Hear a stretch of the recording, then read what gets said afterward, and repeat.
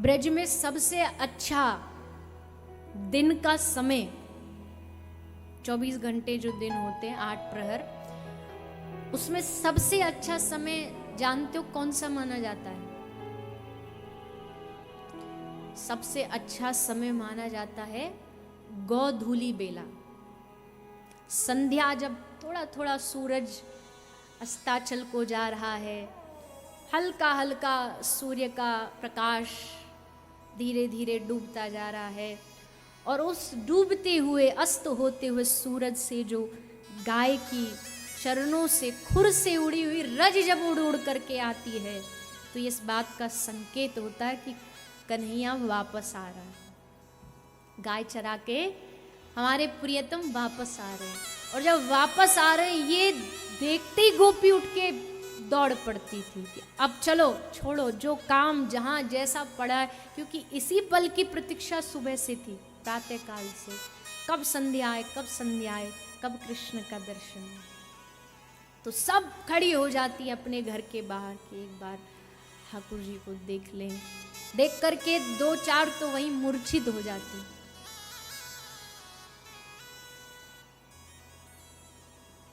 एक पता नहीं बात सच है झूठी, एक मैंने सुना है कि कोई एक पहले के समय में कोई एक ऐसा हीरो था, वो कोई एक उसका कलर था शायद सफ़ेद काला, वो पहन लेता था तो महिलाएं ऊपर उसको देख के छज्जों से गिर जाती थी, लेकिन इतना सुंदर लगता था उसमें। वो इसलिए गिर जाती थी क्योंकि उन्होंने हमारा कन्हैया नहीं देखा, उन्होंने हमारे ठाकुर जी नहीं देखे। देख लेती तो फिर देखने दूसरी जगह जरूरत ही नहीं पड़ती। अरे मूर्छा आ जाती गोपियों को, जल डाल करके उनको जागृत करना पड़ता कि उठो, तब भी होश आता। तो कहते ना कुछ रोग ऐसे होते, रोग भी वही और उसकी दवाई भी वही।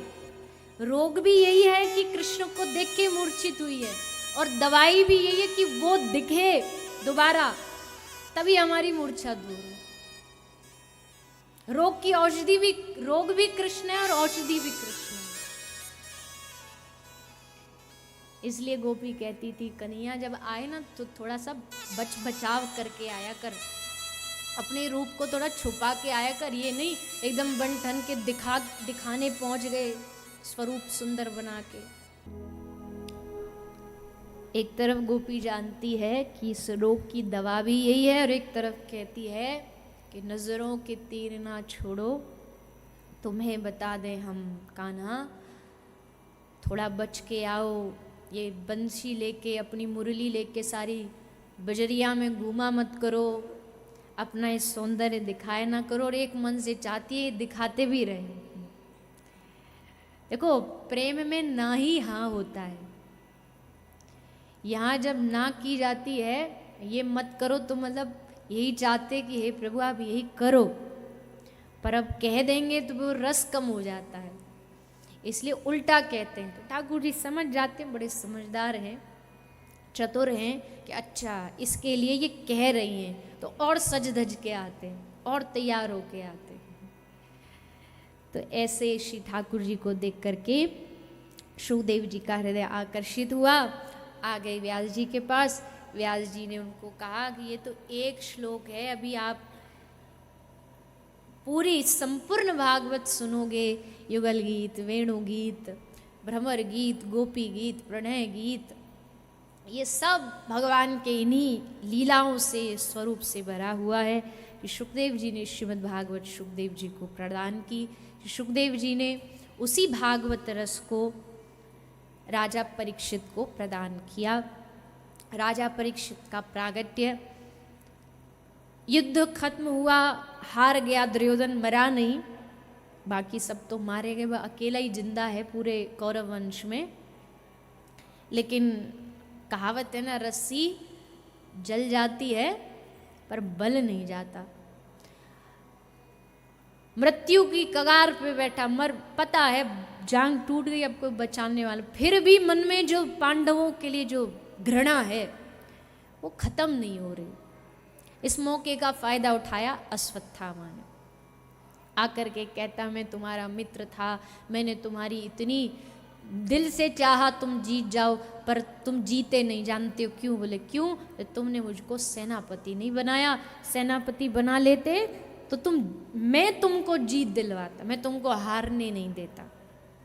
देखो, पहली बात तो ऐसे मित्रों से दूर रहो जो ये कहते हैं ना मित्रता में, कोई भी संबंध में, पर यहाँ मित्र की बात चल रही है, तो मित्रता में कोई ये कहे कि तुम हमारा ये कर देते तो हम तुम्हारे साथ ये नहीं होने देते, मतलब अगर तुमको सेनापति बना देते तो हम जितवा देते, हमने नहीं बनाया तो तुमने कहा कि हमने प्रयास ही नहीं किया, कोशिश ही नहीं की। ऐसे स्वार्थ भरे संबंधों से, मित्रों से दूर ही रहना चाहिए। पर दुर्योधन तो बुद्धि विपरीत है, इसलिए कहा कि जाओ, अब मैं तुमको सेनापति चुनता हूं, करके दिखाओ क्या कर सकते हो। अश्वत्थामा आया। अश्वत्थामा ने आकर के पांडव वंश के 5 बालकों पर प्रहार किया।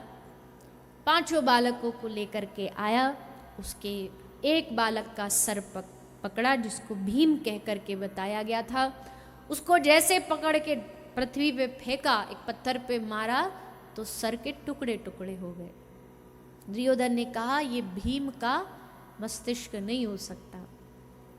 क्यों नहीं हो सकता? बोले भीम की शक्ति, एक जब छोटा सा था बचपन में, तो हमने उसको, अब ईर्ष्या तो बचपन से ही थी दुर्योधन को, तो हमने उसको पकड़ करके ऊपर से छत से नीचे पत्थर पे फेंक दिया। तो हमने उसको फेंका, पत्थर टूट गया, पर उसका कुछ नहीं हुआ। तो ऐसा भीम जो इतना शक्तिशाली बलशाली और उसका सर नहीं। किसको लाया है तू? ध्यान से देखा तो ये तो बालकों का सर है। पहली बार दुर्योधन की आंख से अश्रु निकले, उसे लगा कि ये तो गलत हुआ, बालकों को मार दिया गया।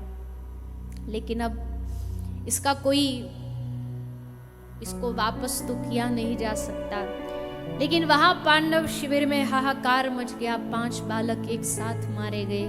भगवान कृष्ण अर्जुन दोनों अश्वत्थामा को पकड़ करके लाते हैं, द्रौपदी के समक्ष खड़ा कर देते हैं। लेकिन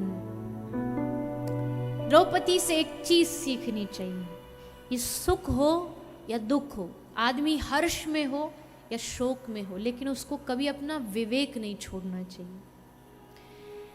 दुख में भरी है द्रौपदी, चाहती तो कह देती मार दो इसको, जैसे इसने मेरे बच्चों को मारा है। पर उस दुख की घड़ी में भी द्रौपदी की बुद्धि विवेकपूर्ण है। क्या कह रही है? मेरे बेटे मरे, मुझे दुख हुआ, ये मरेगा तो इसकी मां को दुख होगा। एक स्त्री होके मैं स्त्री का दुख नहीं समझ पाई तो मेरे जीवन को धिक्कार। इसके मारने से मेरे पुत्र वापस नहीं आ जाएंगे, लेकिन इसको छोड़ दो, ये ब्राह्मण है, ब्राह्मण हत्या का पाप लगेगा, ब्रह्म हत्या का पाप लगेगा। भीम दादा थोड़े नाराज हो गए, क्योंकि उन्होंने प्रतिज्ञा की थी कि हम इसको मार के रहेंगे, और नहीं मारा तो हम भोजन त्याग देंगे। और भीम दादा को भोजन कितना प्रिय था वो तो सब जानते। भगवान ने कहा एकादशी करो, तो कहा प्रभु हमसे नहीं होगी, हम भोजन ही नहीं त्याग सकते और कुछ भी करा लो।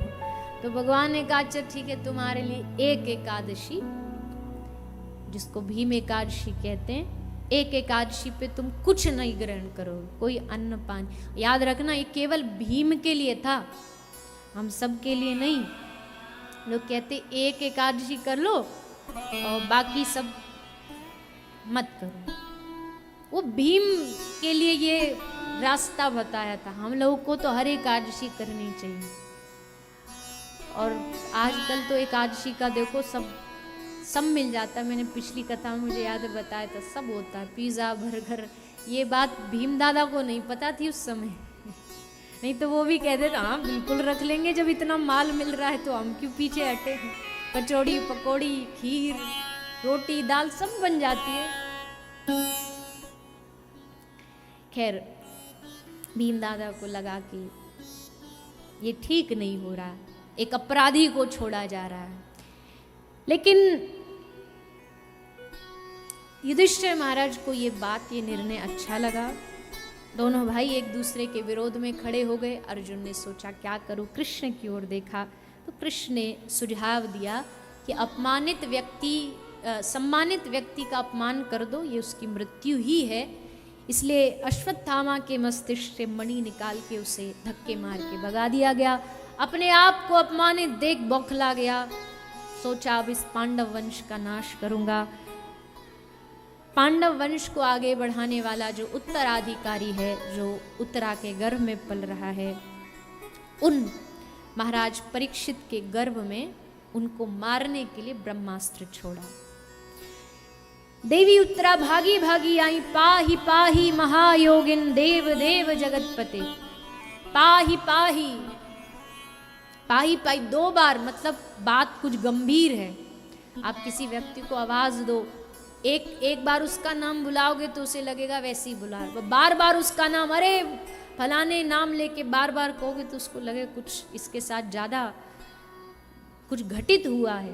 तो पाही पाही महायोगिन, हे प्रभु मेरी जो समस्या ये कोई साधारण नहीं है, साधारण व्यक्ति से टलने वाली भी नहीं, इसके लिए कोई महायोगी चाहिए जिसमें योग का बल हो। इसलिए महायोगिन, आप योगियों के योगी हो। देव देव जगतपते, उत्तरा के एक एक शब्द पर ध्यान दो। देव देव जगतपते, देव नहीं कहा, देवों के भी आप देव हो। अश्वत्थामा ने जो ब्रह्मास्त्र प्रहार किया वो एक देवता के द्वारा दिया गया है, एक देवता ने दिया है, और उस देवता के द्वारा दिए गए ब्रह्मास्त्र का इसने गलत उपयोग किया है।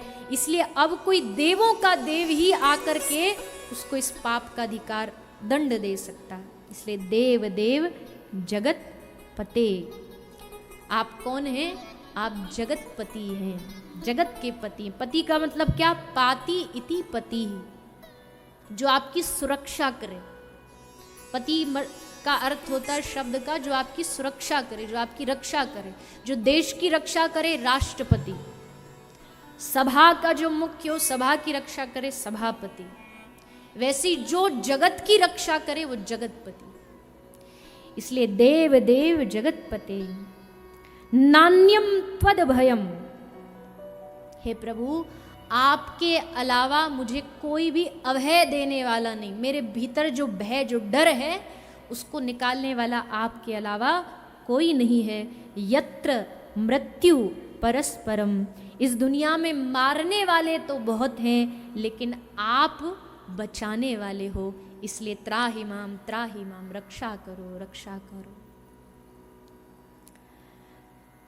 भगवान समझ गए कि इसकी पुकार। और एक बात याद रखना, भगवान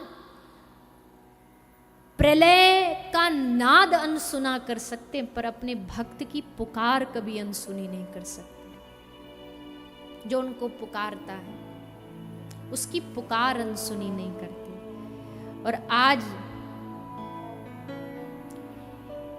इसकी पुकार को, उत्तरा की पुकार को भगवान ने स्वीकार करते हुए सूक्ष्म रूप बना के गर्भ में प्रवेश किया और गर्भ में जाकर के परीक्षित महाराज की रक्षा की।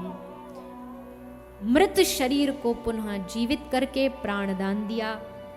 परीक्षित जी ने भगवत दर्शन करके अपने जन्म को पहले ही कृतार्थ कर लिया, जन्म से पहले ही अपने जन्म को कृतार्थ कर लिया। ऐसे भगवान फिर और भी सुंदर सुंदर चरित्र आते हैं। कैसे बुआ कुंती ने दुख मांगा, विपदः सन्तुना सश्वत तत्र तत्र जगद्गुरो, विपदः सश्वत विपदो नैव विपदा संपदो नैव संपदा, विपदः विस्मरन् विष्णु संपदो नारायण स्मृति। सबसे बड़ा दुख क्या है? सबसे बड़ा दुख है ये नहीं दुख समझना जो हमें संसार में मिलता है, घाटा हो गया, ये हो गया, पैसा नहीं है, ये नहीं है। विपदः विस्मरण विष्णु, भगवान का जब विस्मरण हो जाए, जब भगवान को भूल जाओ तो समझना अब तुम्हारे ऊपर दुखों का पहाड़ टूट गया है। और संपत्ति क्या है? नारायण स्मृति। नारायण की स्मृति अगर मन में चल रही तो समझो संपदा है, तुम्हारे पास दुनिया का सबसे बड़ा सुख है। और हम इस बात को समझ नहीं पाते हैं। दुख हमारे जीवन को और निखारने के लिए आता है, और निखारने, ये बात हम सब जानते हैं। पर इस बात को अर्जुन को समझाने में भगवान को 18 अध्याय सुनाने पड़े, खुद भगवान को। अर्जुन की बुद्धि में नहीं बैठ रहा। भगवान कह रहे हैं कि तू छोड़ ये सुख दुख के इस झंझट से, पाप पुण्य के झंझट से बाहर निकल। अर्जुन कहता कैसे? तो भगवान ने 18 अध्याय की भगवत गीता सुनाई कि देखो ऐसे करने से, जो जो भगवत गीता का एक एक शब्द भगवान ने सुनाया है, वो एक एक कोहिनूर, एक एक रत्न है हम सब के लिए। तो बुआ कुंती ने दुख मांगी,